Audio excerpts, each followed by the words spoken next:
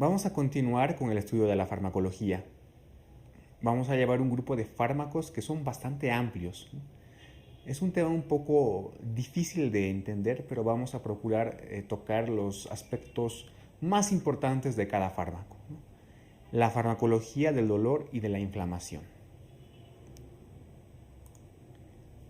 Antes de empezar con el estudio propio de la farmacología, vamos a definir qué es dolor.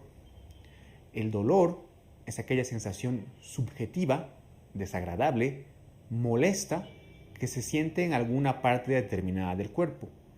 Esto es producto de la excitación de determinadas fibras sensitivas.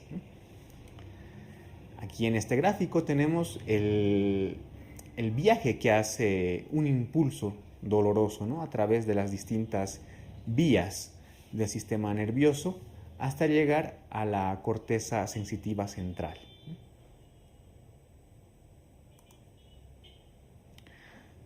¿Qué es la inflamación? La inflamación es esa respuesta que produce el organismo frente a una agresión. Clásicamente, tú conocerás la famosa tríada de Celso, ¿no?, que es dolor, rubor y tumor, ¿no? El tumor se refiere más o menos al aumento de volumen. Entonces, todos estos efectos o fenómenos se producen por la lesión de un determinado tejido. Dejando esto de lado, vamos a ver que la inflamación se produce por la lesión de las membranas celulares. Las membranas celulares tienen un componente dentro de los fosfolípidos que tiene, ¿no?, que se degrada por una enzima llamada fosfolipasa. Esta fosfolipasa nos da como resultado un tipo de ácido, que es el araquidonato o ácido araquidónico. Este ácido araquidónico se puede metabolizar por dos vías. Una vía de las lipoxigenasas, y la que más nos interesa en este momento, por los fármacos que vamos a estudiar, las ciclooxigenasas. Tenemos dos tipos de ciclooxigenasas, COX-1, COX-2. La que más nos interesa bloquear por sus efectos inflamatorios es la del tipo 2. Bien, entonces, dado esta vía metabólica que te estoy explicando, hay dos tipos de fármacos que van a intervenir. Los glucocorticoides actúan a nivel de la fosfolipasa A2. En cambio, los AINES, ¿no?, o los antiinflamatorios no esteroideos, van a actuar a nivel de la ciclooxigenasa 1 y 2. ¿no? Por lo tanto, van a inhibir la producción de tres metabolitos: las prostaglandinas, las prostaciclinas y los tromboxanos. Dada esta introducción, pues vamos a estudiar en primer lugar los AINES. Los AINES, o analgésicos antipiréticos antiinflamatorios no esteroideos, son aquellos que actúan de forma irreversible, acuérdate, irreversible, sobre la COX-1 y la COX-2. Estos fármacos se dividen en distintos grupos, de los cuales vamos a tomar sus representantes. Por ejemplo, los derivados del ácido acetilsalicílico, del cual el representante más famoso es pues el mismo ácido acetilsalicílico, la famosa aspirina. Los derivados del paraminofenol, del cual el principal representante es el paracetamol o acetaminofén.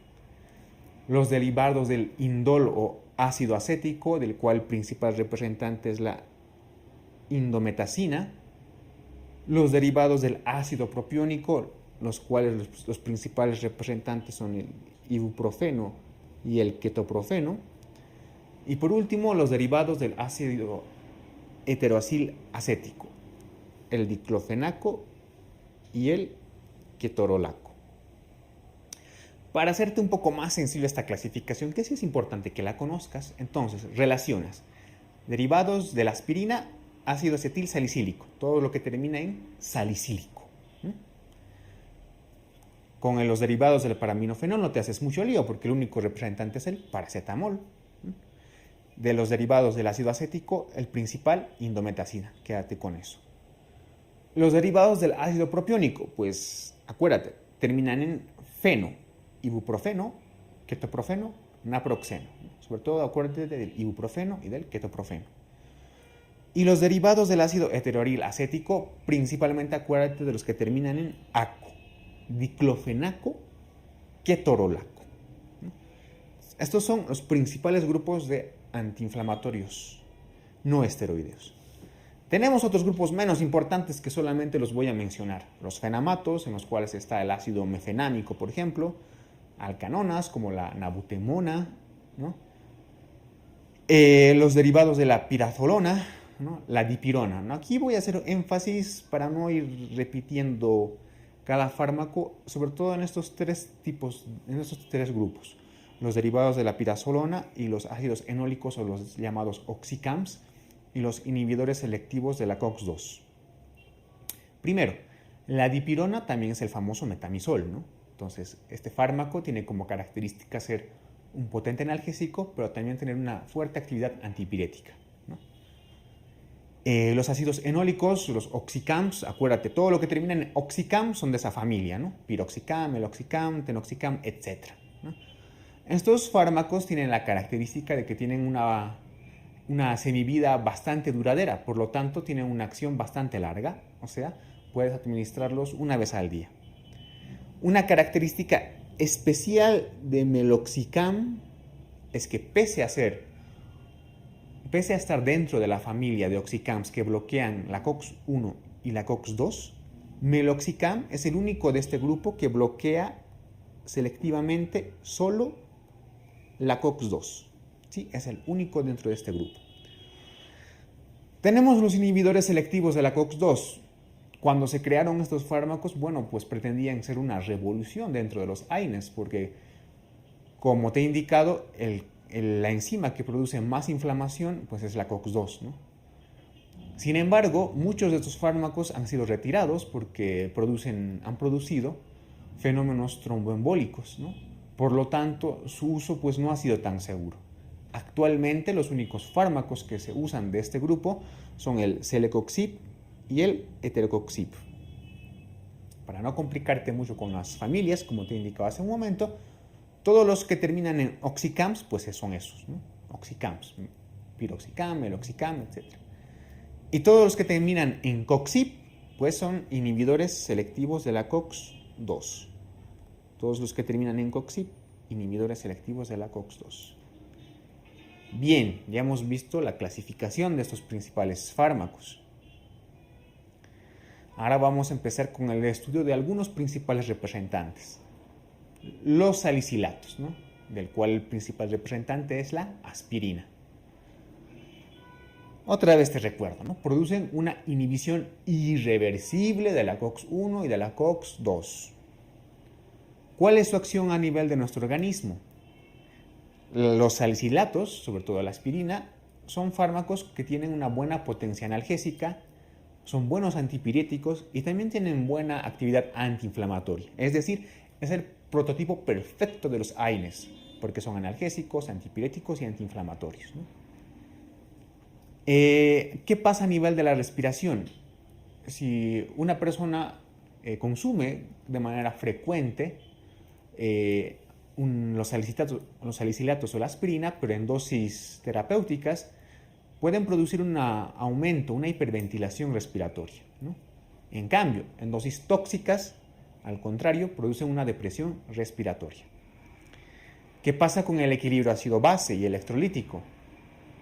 En primera instancia, dosis moderadas, pero por tiempo muy prolongado, por la hiperventilación que se produce, ¿no? Tenemos una alcalosis de tipo respiratorio. Sin embargo, si esto se cronifica o se produce un consumo de manera grande de dosis de estos fármacos, nos van a producir una acidosis de tipo respiratorio en primer lugar y, para finalizar, una acidosis de tipo metabólico. ¿Qué producen en el tubo digestivo? Pues generalmente, ya que inhiben la formación de prostaglandinas, y las prostaglandinas tienen un efecto protector sobre la mucosa gástrica, pues suelen muchas veces por un efecto de un consumo crónico pueden lesionar la mucosa del tubo digestivo. Los efectos en el hígado pues también son debido al consumo en el tiempo y en la cantidad. Los efectos en el riñón pues pueden ir desde una necrosis tubular aguda, dándonos un fracaso renal agudo, ¿no?, hasta una nefritis intersticial. Estos efectos en el riñón pues dependerán mucho, sobre todo, de la dosis y del tiempo de consumo de estos AINES. Un consumo prudente, un consumo corto, en tiempo corto, no debería tener efectos ni sobre el hígado ni sobre el riñón. Los salicilatos tienen un efecto uricosúrico importante, ¿no? A dosis bajas disminuyen la excreción de ácido úrico, aumentando su concentración en el plasma. Sin embargo, a dosis altas, ¿no?, más de 5 gramos al día, por ejemplo, sí tienen un efecto uricosúrico, favoreciendo la excreción de ácido úrico. ¿Qué es lo que produce en la sangre? Uno de los metabolitos que se inhibe o que no se forma al inhibir la COX-1 y la COX-2 es el famoso tromboxano, ¿no? El tromboxano está en directa relación con la agregación plaquetaria, ¿no? Es decir, está en directa relación con las plaquetas. Si no tengo tromboxano, no se produce agregación plaquetaria. Por lo tanto, por este mecanismo es por lo que los salicilatos, principalmente la aspirina, es considerado un antiagregante plaquetario. Por todo lo mencionado anteriormente, ¿cuáles crees que sean sus indicaciones? Obviamente es un buen analgésico, ¿no?, en dolores leves moderados, en mialgias, artralgias, cefaleas, dismenorreas, etc., ¿no? También se usa como antipirético porque tiene una buena acción antipirética. En procesos antiinflamatorios como la artritis reumatoide o la fiebre reumática para controlar la sintomatología inflamatoria, ¿no? Algunos salicilatos, por su uso tópico, se usan de forma, por ejemplo, como la sulfasalacina en la enfermedad inflamatoria intestinal. Por el efecto antiagregante se usa en pacientes con síndromes coronarios, ¿no?, y por un efecto extra que tienen determinados salicilatos, ¿no?, como el de la queratólisis, ¿no?, algunos fármacos como el ácido salicílico, que viene en presentación de cremas y pomadas, se usa en el tratamiento de las verrugas y de las coloides.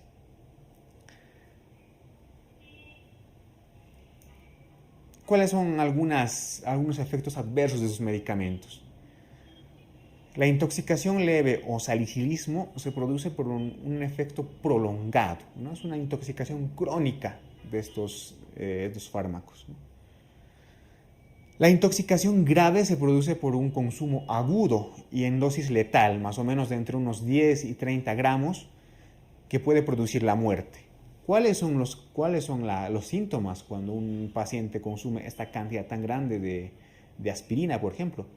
Pueden ir de convulsiones, un edema agudo de pulmón, trombocitopenia, hemorragias, finalmente llegar a un desequilibrio hidroelectrolítico grave, llegar al coma y, por último, la muerte. Vamos a continuar con otro tipo de fármacos dentro de los AINES, en este caso los derivados del paraminofenol, ¿no?, el paracetamol. Actualmente hay una dicotomía entre clasificar sigue al paracetamol dentro de los AINES o no. ¿Por qué? Porque el paracetamol, como te voy a indicar, tiene una acción más analgésica y antipirética y muy poca acción antiinflamatoria. Incluso algunos dicen que no tiene prácticamente acción antiinflamatoria. Por tanto, tiene solo acción analgésica principalmente y antipirética. Como no tiene acción antiinflamatoria, pues muchos consideran que el paracetamol no es un AINE, ¿no?, y algunos consideran que es un AINE, ¿no?, debido a su estructura química y demás, pero sin actividad antiinflamatoria.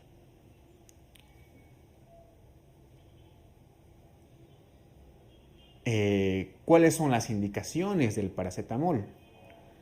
Pues el paracetamol como por su buena actividad analgésica, pues va a estar indicado en dolores leves moderados, ¿no? Igual, cefaleas, dismenorreas, traumatismos leves, etc., ¿no? Y también tiene una buena acción antipirética, entonces va a estar indicado en procesos febriles.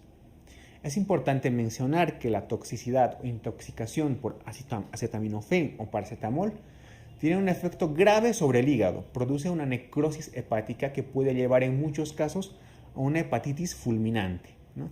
Y a nivel renal, una necrosis tubular aguda llevando igual a un fracaso renal agudo. Pero esta intoxicación grave se produce por un consumo de muy grandes dosis de paracetamol. Algo importante que debes saber, y es que la intoxicación por paracetamol es relativamente frecuente, sobre todo porque es un fármaco que se puede adquirir de forma fácil en las farmacias, ¿no?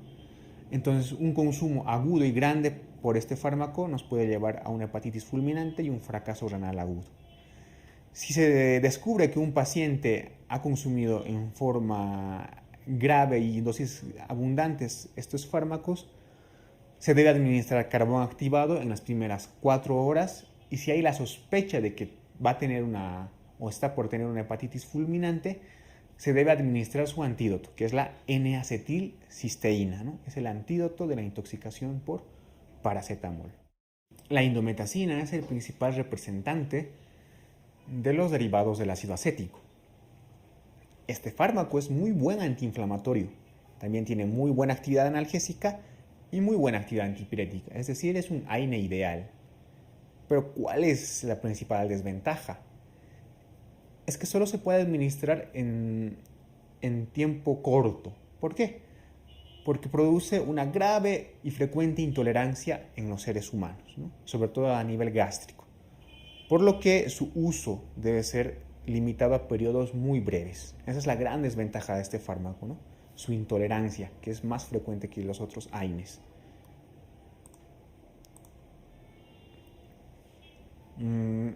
Otra vez recordarte, ¿no?, que indometacina, al igual que los otros AINES, es un inhibidor irreversible tanto de COX-1 y de COX-2.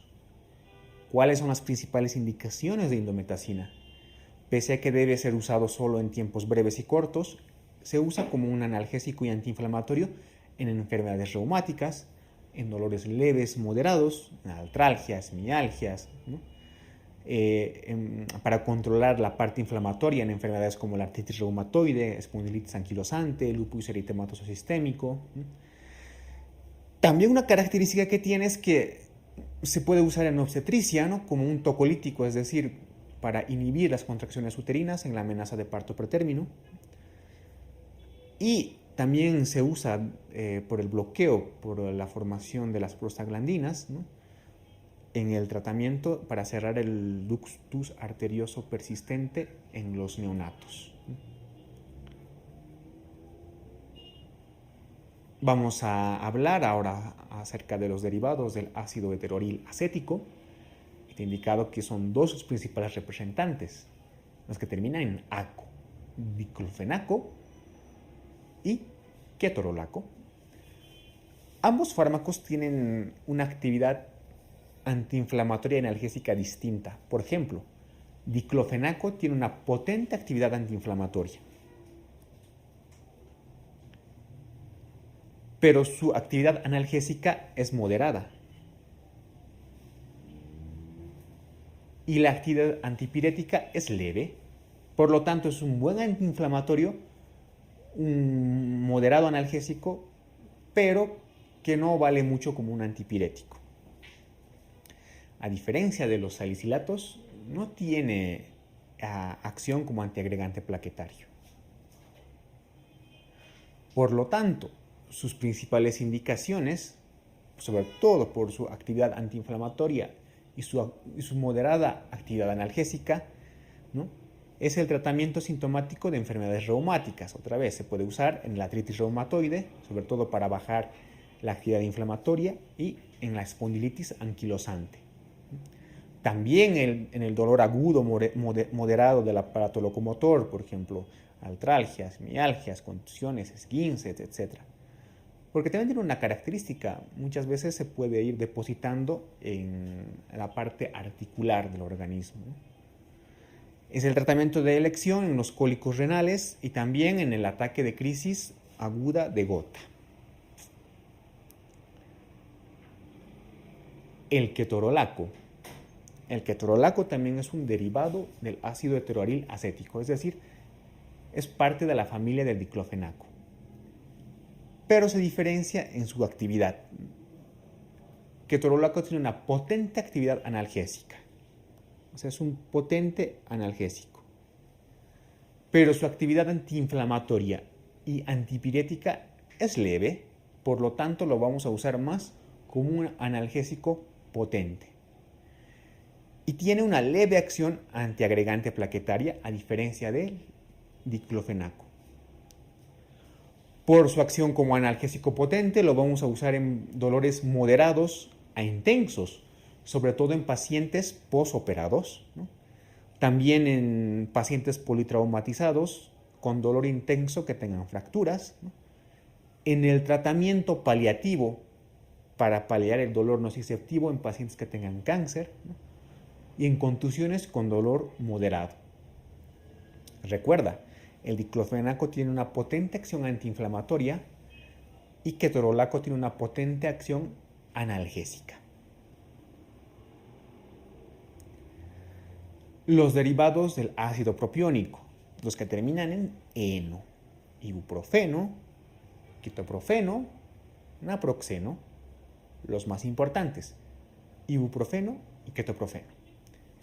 El ibuprofeno tiene la característica de ser un buen analgésico, tiene una acción antiinflamatoria moderada y además también tiene una buena acción antipirética. Por lo tanto, es un AINE también relativamente ideal.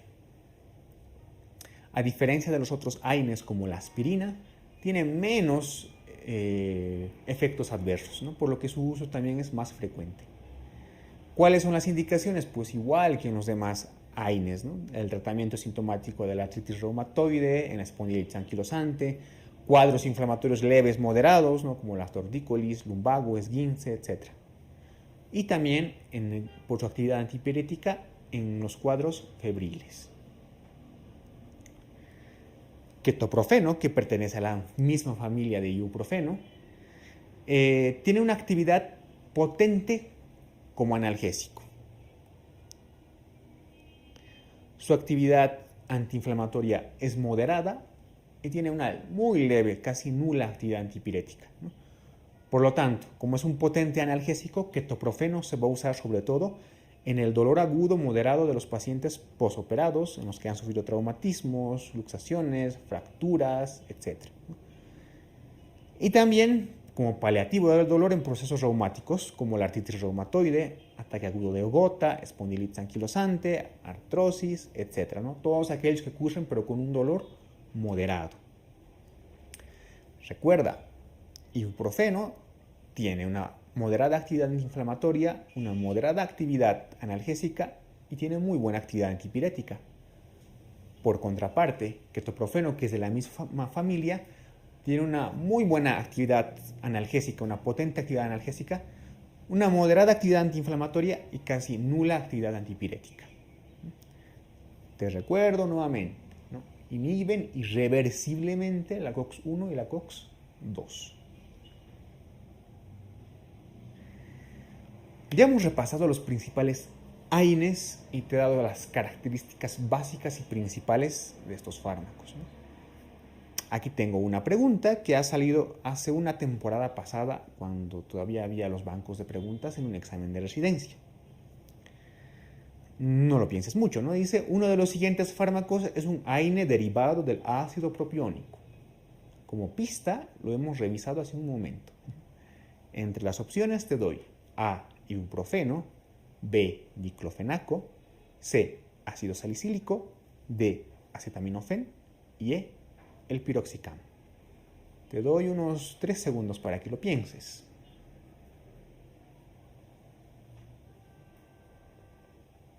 ¿Ya lo has pensado? Yo creo que estás seguro de tu respuesta. Y sí, es como tú decías.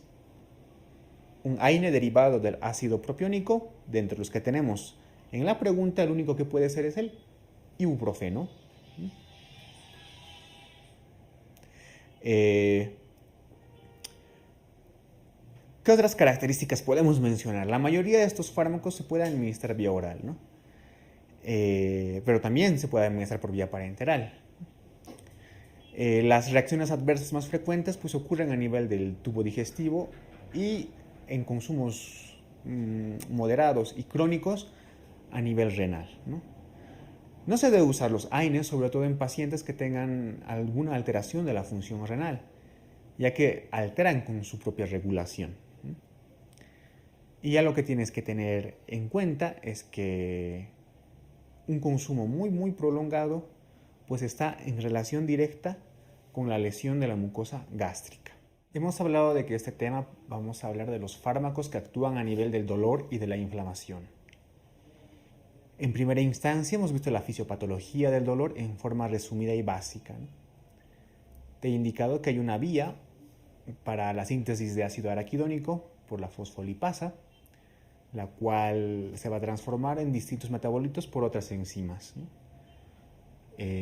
Como las lipoxigenasas y las ciclooxigenasas.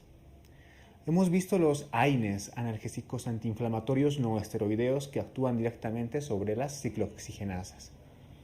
Los otros fármacos que actúan sobre la fosfolipasa, como son los glucocorticoides, los vas a repasar en otra sección con otra materia, más propiamente con reumatología. Los fármacos que vamos a ver a continuación tienen un efecto netamente sobre el dolor, ¿no? Son los denominados analgésicos opioides. ¿Por qué se denominan así? Porque son fármacos que van a actuar sobre ciertos receptores que se denominan opioides. Estos receptores tienen las características de que producen una analgesia potente y duradera. Los receptores opiáceos se clasifican en 4. Tenemos los receptores mu, los receptores kappa, los receptores sigma y los receptores delta. Una estimulación sobre los receptores mu nos produce principalmente euforia, miosis, una analgesia potente supraespinal, depresión respiratoria y sedación leve.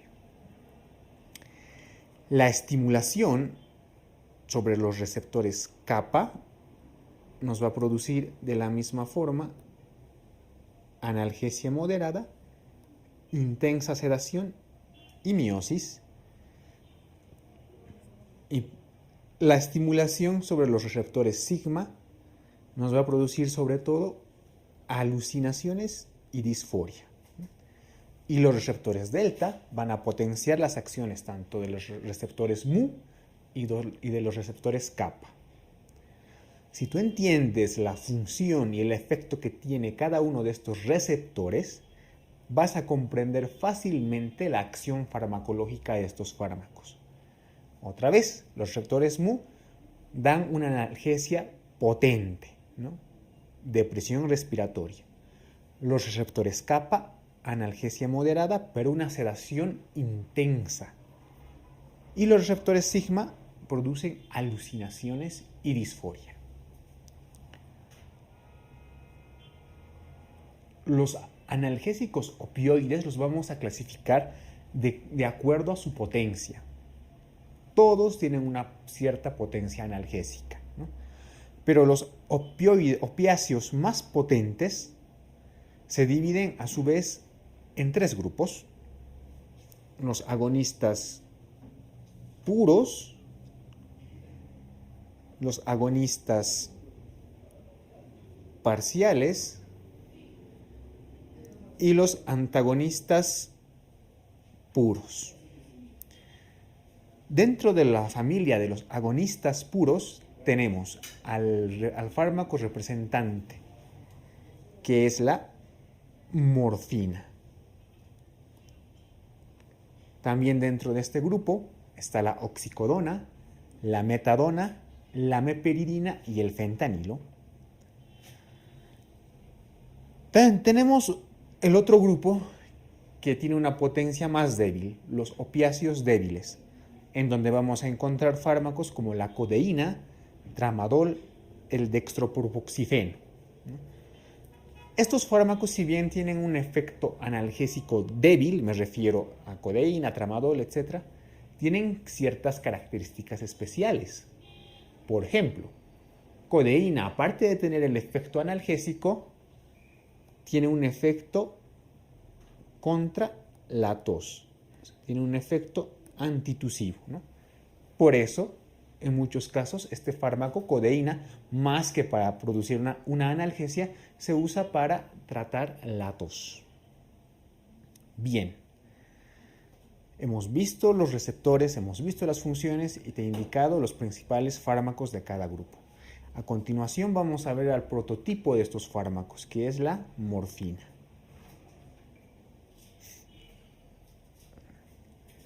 La morfina es un opiáceo potente. Por tanto, produce una analgesia potente, ¿no? ¿Cuál es su característica? Tiene una gran afinidad por los receptores mu. Y si tú recuerdas qué es lo que hacían los receptores mu, pues eso, ¿no? Producían una analgesia potente, pero también cierta depresión respiratoria. Por tanto, ¿cuáles serían las acciones de la morfina sobre nuestro organismo? La principal es la analgesia, una analgesia potente, como lo he dicho, ¿no? Es su propiedad terapéutica más importante. La morfina también actúa a nivel del sistema límbico y cortical. ¿Y qué es lo que hace a nivel de este sistema?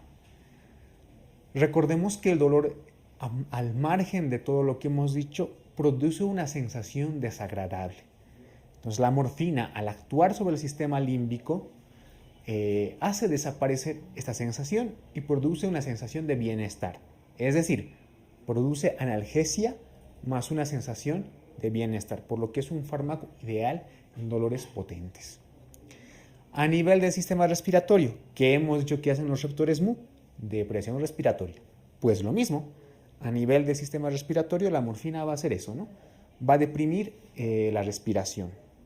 Esto también depende de acuerdo a la dosis en la cual administremos la morfina. La morfina puede producir hipotermia de origen hipotalámico a dosis bajas. Sin embargo, a dosis altas produce lo contrario, produce un aumento de la temperatura, ¿no? Y a nivel ocular nos va a producir una miosis de gran intensidad. Estas son las principales acciones de la morfina sobre nuestro organismo. Entonces, ¿cuáles van a ser las principales indicaciones de este fármaco? La más importante es el tratamiento del dolor grave, intenso, ¿no? Que es resistente a otros analgésicos u otros AINES, ¿no? Estos fármacos se utilizan en dolores graves en los cuales se ha utilizado todo tipo de medicamentos y no han tenido un resultado efectivo, ¿no? Entonces, esa es la principal indicación de la morfina. Por algunas otras características que tiene este fármaco, también está indicado en el edema agudo de pulmón.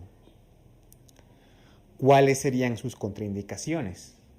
Si tengo un fármaco que deprime la función respiratoria, pues sus contraindicaciones estarán en relación con patologías que cursan, ¿no?, con esto. Por ejemplo, estarán contraindicados en la insuficiencia respiratoria, estarán contraindicadas en el EPOC reagudizado, estarán también contraindicados en las crisis asmáticas. Y bueno, también está indicado en el embarazo y la lactancia, pero eso lo vamos a ver en la siguiente diapositiva. ¿Cuál es la razón por la que está contraindicada? La morfina tiene una característica que realmente es mala, ¿no?, que es la tolerancia. ¿A qué se refiere la tolerancia? Es que conforme pasa el tiempo y el paciente va recibiendo este fármaco, la dosis para llegar al efecto deseado va en aumento. Es decir, si con una dosis el paciente cedía el dolor que él sentía, pasado un tiempo con la misma dosis, pues el dolor va a continuar, por lo que va a requerir una dosis extra de este medicamento. A esto se llama tolerancia, ¿no? Y estos fármacos tienen son susceptibles de tener gran tolerancia en el organismo. Otra gran desventaja que tienen estos fármacos es pues la dependencia, que vamos a denominar como una intoxicación crónica. ¿A qué se refiere la dependencia? Es que si nosotros quitamos bruscamente la administración de este fármaco, los pacientes pueden desarrollar un síndrome de abstinencia. Es decir, van a tener gran sintomatología vegetativa y van a sentir la necesidad de que les administren este fármaco, ¿no? Si un paciente desarrolla este síndrome de abstinencia, es que ha desarrollado dependencia al fármaco, en este caso a la morfina. Tenemos otro tipo de intoxicación, que es la intoxicación aguda, ¿no? Que generalmente se presenta en pacientes que ya son adictos a este medicamento o pacientes que han tenido intentos autolíticos o de suicidio, ¿no? Ocurre cuando se ingieren se administra una gran cantidad de dosis de este fármaco. ¿Qué es lo que puede ocurrir en estos casos? En una intoxicación aguda, pues por el efecto sedante de la morfina, el paciente va a tener sueño profundo, las pupilas van a estar puntiformes, muy mióticas, a nivel respiratorio va a haber una depresión respiratoria, y con todo esto el paciente puede llegar al paro cardíaco, ¿no? Un paro cardiorrespiratorio. ¿Cuál es el tratamiento en un paciente que se sospecha tiene una intoxicación por morfina? Al margen del soporte cardiorrespiratorio que debe recibir, hay que administrar inmediatamente naloxona. La naloxona es el antídoto de los opiáceos, ¿no? Y se lo debe administrar por vía intravenosa. Hemos visto los diferentes tipos de fármacos que actúan a nivel del dolor y de la inflamación, con sus características propias. Yo te sugiero que te quedes con lo siguiente: la clasificación de los AINES, sobre todo de los fármacos que te he indicado que son específicos, las características puntuales de algún fármaco, acerca de los fármacos opioides, que sepas la fisiología básica de los receptores y algunas características que te he dado de la morfina, al margen de que sepas la clasificación de opiáceos potentes y débiles.